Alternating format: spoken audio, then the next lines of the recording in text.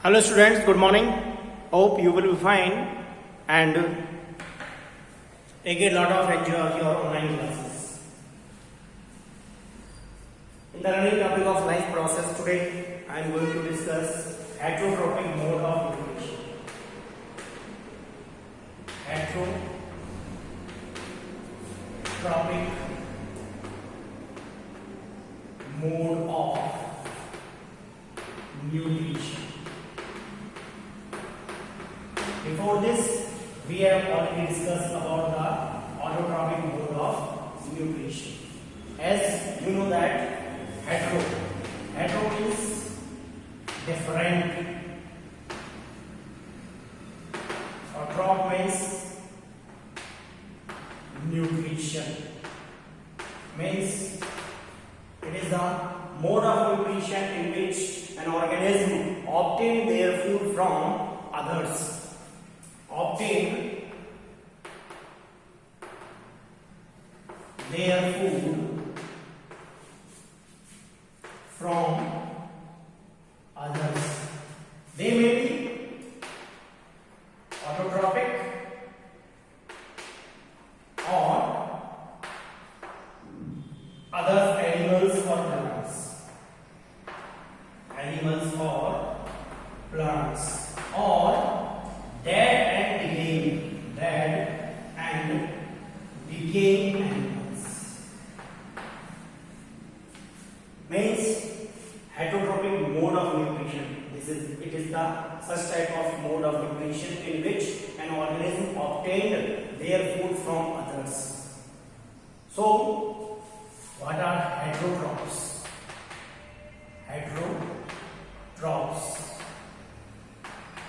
How we can define? Both are this one is the type of nutrition and this is the type of an organism.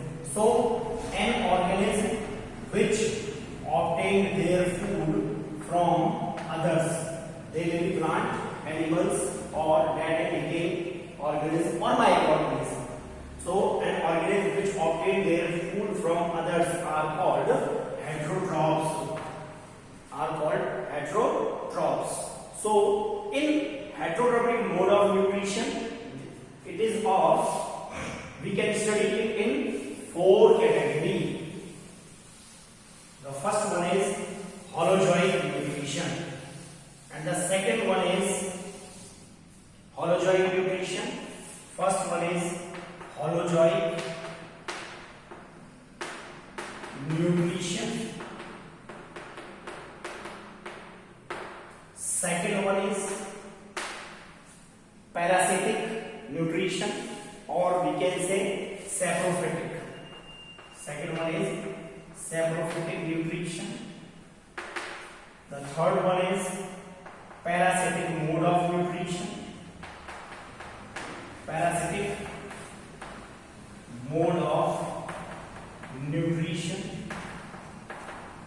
And the last one is symbiotic.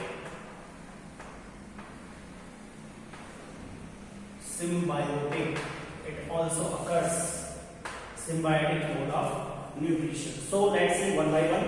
Holozoic mode of nutrition. In holozoic mode of nutrition, in this mode of nutrition, an organism takes the complex organic food material into its body by the process of ingestion. इसके द्वारा लेता है, ingestion के द्वारा लेता है, by the process of ingestion. जिस complex food को उसने दिया, उसका breakdown होता है, and the ingested food is then digested and absorbed into the body cells of the organism for assimilation and energy production. और तब जाकर के उसको क्या मिलती है? एनर्जी वो प्रोड्यूस करता है. तो इस प्रकार के न्यूट्रिशन को हम holozoic mode of nutrition कहते हैं. और this is also known as animal like nutrition. इसको हम animal like nutrition भी कह सकते हैं. एग्जाम्पल की यदि हम बात करें तो amoeba and human being amoeba और ह्यूमन बीइंग के अंदर हम इनको देख सकते हैं। There are so many example, बहुत सारे एनिमल्स हैं जो इसी के द्वारा क्या करते हैं, अपने न्यूट्रिशन को अंजाम देते हैं। देन सैप्रोफिटिक, सैप्रो का मतलब होता है अदर्स, सैप्रो मीन्स डेड और decaying, dead and decaying. Saprophytic mode of nutrition, the mode of nutrition in which organisms obtain their food from dead and decaying animals are called saprophytic mode of nutrition, and the organism which obtain their food from others, from dead and decaying animals are called saprophytes. Saprophytes, इनको हम क्या कहते हैं, saprophytes कहते हैं। और saprophytes की यदि हम बात करें तो ये अपना भोजन कहां से, ये आ गया आपके फंजाई, ठीक है जी, फंजाई से ले लेंगे, लाइक ब्रेड मोल्ड्स, ईस्ट और मशरूम। फंजाई के अंदर ये एग्जांपल आपका आ जाता है। ये क्या करते हैं, अपने फूड को डेड और डिकेइंग एनिमल्स के द्वारा लेते हैं। They are called saprophytic. और ऑर्गेनिज्म की बात करें तो उनको हम क्या कहते हैं, सैप्रोफाइट्स कहते हैं। Now next one is parasitic mode of nutrition, the mode of nutrition in which an organism totally depend upon the others. अपने भोजन के लिए टोटली किसके ऊपर डिपेंड रहता है, लिविंग ऑर्गेनिज्म के ऊपर। ये डेड से नहीं लेगा, ये डेड से भी लेते हैं, लेकिन ये लिविंग से ही लेगा, अदर्स से ये भोजन को प्राप्त करता है। इस प्रकार के मोड ऑफ न्यूट्रिशन को पैरासिटिक मोड ऑफ न्यूट्रिशन कहते हैं। And such type of organism are called parasites. इस प्रकार के ऑर्गेनिज्म को हम पैरासाइट्स कहते हैं। एग्जांपल आ जाएगा आपका कुस्कुटा। अगर हम यहाँ पैरासाइट्स की बात करें तो दे आर टू टाइप्स। पहला है आपका internal parasite and second one is external parasite, जो अंदर से ऑप्टेन करते हैं भोजन को, दे आर फॉर इंटरनल। और जो बाहर से ही अपने भोजन को क्या लेते हैं, ऑप्टेन कर लेते हैं, उनको हम एक्सटर्नल पैरासाइट कहते हैं। इंटरनल पैरासाइट में आपका आ जाएगा टीडिया सोडियम, ठीक है, जो लोग या लिवर फ्लूक या एस्केरिस, ये सब इंटरनल पैरासाइट के एग्जांपल हैं। एक्सटर्नल में आपका आ जाएगा बेड बग, लाइस, जू। और अगर हम प्लांट्स के केस में बात करें तो प्लांट्स में आपका कुस्कुटा, अमरबेल। अमरबेल जो होता है वो पौधों के ऊपर ही डिपेंड रहता है अपने भोजन के लिए। टोटली पैरासाइट प्लांट है अमरबेल। और लीचेस भी इसके अंदर आ सकते हैं, टैप वर्म भी इसके अंदर एक्सटर्नल पैरासाइट के अंदर आ सकता है।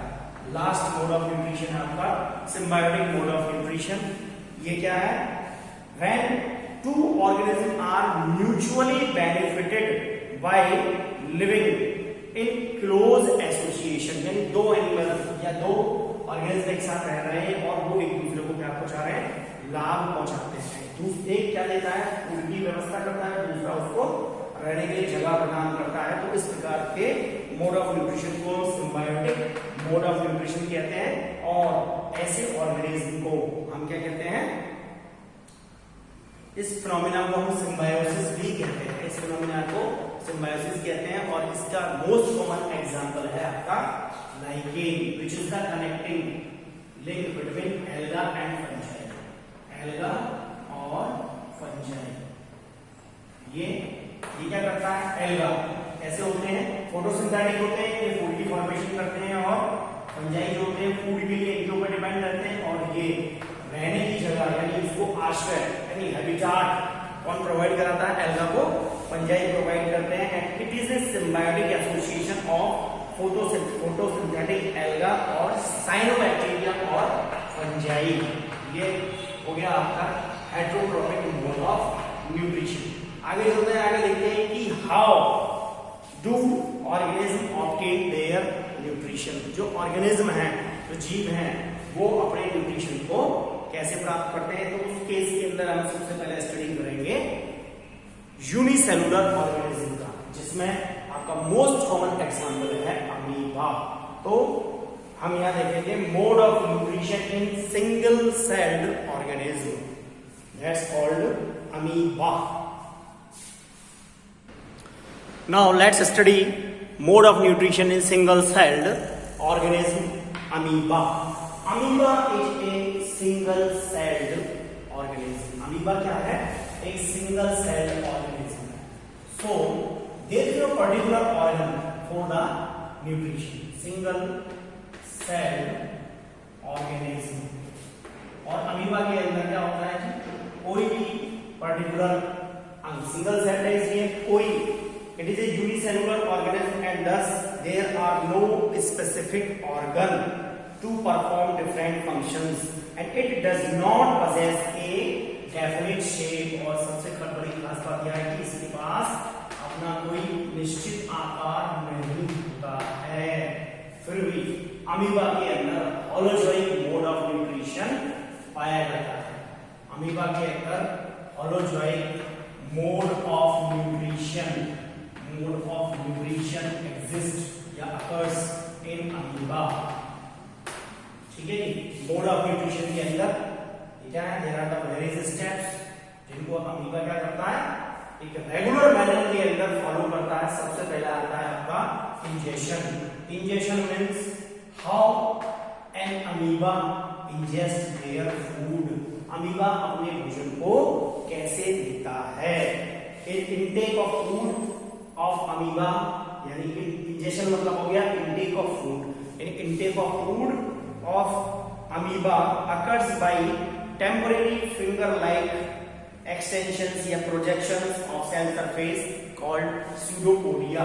यानी इंजेशन, यानी अगर आप अमीबा की स्ट्रक्चर को देखें कैसी होती है, सेपलेस स्ट्रक्चर होती है। ठीक है, सिंगल सेल है, एक ही सेल रेस्पॉन्सिबल है परफॉर्म करने के लिए। जैसे ही कोई भी फूड का पार्टिकल अमीबा के कांटेक्ट में आता है, यानी intake of food, that's called ingestion. और इंजेशन को करने के लिए अमीबा के पास क्या है, फिंगर लाइक प्रोजेक्शन, जिनको हम क्या कहते हैं, स्यूडोपोडिया।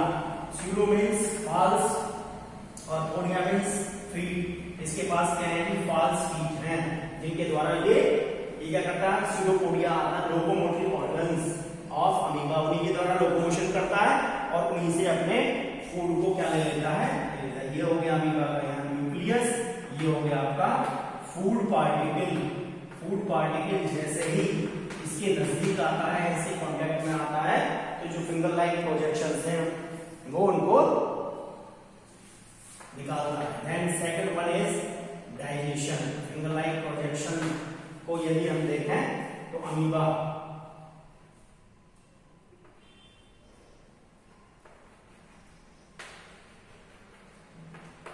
ये फूड के पार्टिकल्स के द्वारा फिंगर लाइक प्रोजेक्शंस को क्या कर लेता है, अपने अंदर निकाल के अपने अंदर लेता है। सेकंड स्टेप आता है आपका digestion.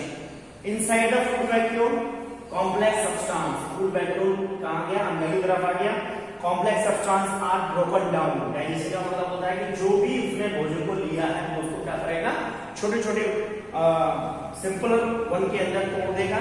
And this is called the intracellular digestion, क्योंकि इस डाइजेशन कैसा है, इंट्रासेलुलर है। Intracellular means within the cell. Intracellular बहुत इंपॉर्टेंट क्वेश्चन है, आप ध्यान रखेंगे। अमीबा के अंदर जो डाइजेशन होता है वो सेल के अंदर होता है।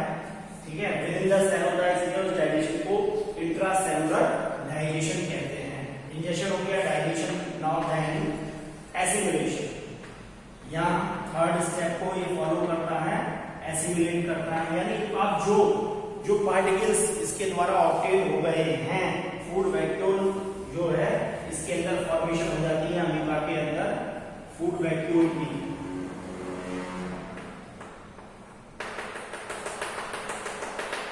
ये फूड वैक्यूल की फॉर्मेशन होती है। ठीक है, इसी को हम क्या कहते हैं, इसका टेम्पोररी स्टोमक एब्जॉर्प्शन में the digested food then diffuse into the cytoplasm. इसके अंदर क्या बनता है जी, टेम्पोररी स्टोमक बनता है फूड वैक्यूल के द्वारा। एसिमिलेशन के बाद एसिमिलेशन होता है, नहीं पहले एब्जॉर्प्शन आएगा, सॉरी पहले आएगा आपका एब्जॉर्प्शन, यानी यहाँ फूड वैक्यूल बन गया, जो फूड है वो स्मॉलर पार्टिकल्स के अंदर टूट गया, फूड वैक्यूल क्या कर रही है, उसको इनटेक कर ले रही है उसके बाद क्या होता है, नेक्स्ट स्टेप है आपका एसिमिलेशन। अब जो फूड बना है वो पर्टिकुलर डिफरेंट सेल्स के पास पहुंचेगा and the absorbed food is utilised to meet the energy requirements of amoeba. यानी अमीबा को जितनी भी एनर्जी की आवश्यकता है वो एसिमिलेशन के थ्रू अमीबा को यानी वर्क करने के लिए, अपनी एक्टिविटी को परफॉर्म करने के लिए अमीबा को जितनी भी एनर्जी की आवश्यकता होती है वो किससे मिलती है, एसिमिलेटेड फूड के द्वारा मिलती है। देन लास्ट स्टेप आता है आपका डाइजेशन, यानी जिस तरीके से फॉर्मेशन अमीबा के अंदर होता है वैसे ही जो इसकी डाइजेशन होता है। द रिमेनिंग अनडाइजेस्टेड यानी बचा हुआ जो फूड है वो हो गया आपका undigested food. Remaining undigested food material is moved to the surface and thrown outside. यानी यहाँ जो ये सरफेस के ऊपर क्या आता है, अनडाइजेस्टेड फूड, यहीं से ये इसकी जो इस कॉन्ट्रैक्टाइल जो रप्चर कर जाएगी, ठीक है जी, और इसी को ये क्या करेगी, डाइजेस्ट करने की इस प्रोसेस को हम क्या कहते हैं, डाइजेशन। तो ये रहा आपका mode of nutrition in single cell organism, that's amoeba. Amoeba के अंदर ये चारों स्टेप, पहला इंजेशन, दूसरा डाइजेशन, तीसरा एब्जॉर्प्शन, चौथा एसिमिलेशन और पांचवा डाइजेशन। इंजेशन का मतलब दोबारा बता देता हूं, इंजेस्ट यानी फूड को लेना, इनटेक ऑफ फूड। डाइजेशन का मतलब जो भी पार्टिकल्स हमने लिए हैं, बड़े पार्टिकल्स, उनको क्या करना, छोटे छोटे पीस के अंदर डिवाइड करना। एब्जॉर्प्शन, जो फूड लिया है, जो आया है, वो क्या करेगा, एब्जॉर्ब करेगा। और एसिमिलेशन के अंदर उस फूड के द्वारा उस पर्टिकुलर ऑर्गेनिज्म को वो क्या करेगा, एसिमिलेट करेगा, यानी उसको अपनी जो क्या है लाइफ प्रोसेसेस की क्रियाएं हैं उनको परफॉर्म करने के लिए एनर्जी की रिक्वायरमेंट होगी, वो एनर्जी यहाँ से मिलेगी। और जो बाद में क्या होता है, digestion means the removal of the undigested material from the body parts, that's called digestion. Amoeba के अंदर डाइजेशन इसके द्वारा होता है, उसकी जो स्किन होती है, ठीक है, जो आउटर स्किन होती है वो रप्चर कर जाती है और जो फूड होता है वो डाइजेस्ट आउट हो जाता है। तो ये था आपका mode of nutrition in a single cell organism. उसके बाद हम स्टडी करेंगे mode of nutrition in human being, जो हमारा नेक्स्ट टॉपिक, नेक्स्ट वीडियो के लिए टॉपिक होगा, modes of nutrition in human being. Human being के अंदर न्यूट्रिशन कैसे होता है, इसको हम डिस्कस करेंगे नेक्स्ट वीडियो के लिए। इसके लिए आज इतना ही। Okay students, have a nice day.